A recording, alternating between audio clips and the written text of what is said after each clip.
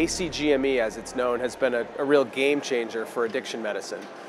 Prior to our acceptance by the American Board of Medical Specialties, we were accredited as fellowship programs by something called the American Board of Addiction Medicine, and then something more recently called the Addiction Medicine Foundation. Essentially what that meant was that we were accrediting ourselves as a field, which is common in organized medicine. When we became part of the American Board of Medical Specialties, however, it allowed the programs to then transition and apply to the ACGME. The ACGME are the sort of very definition of organized medical training programs.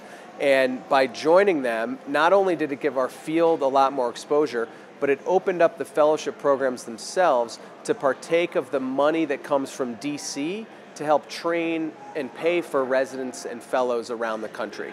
So residents and fellows in pediatrics, surgery, OB-GYN, emergency medicine, all that funding tends to come from the Centers for Medicare and Medicaid in DC.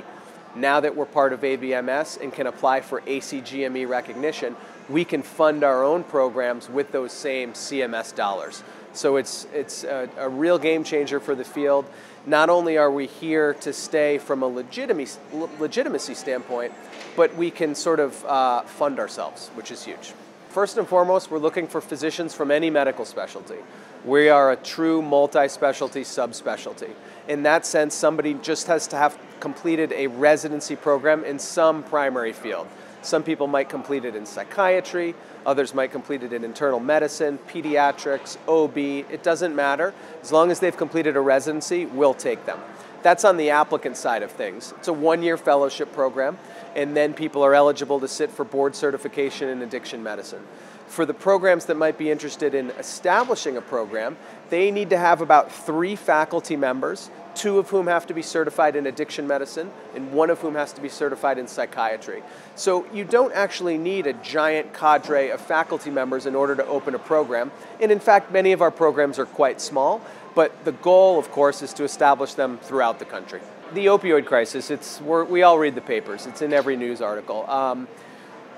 The light is shining very brightly on addiction medicine. And one of the things that we've seen is that America's medical schools are waking up to this problem.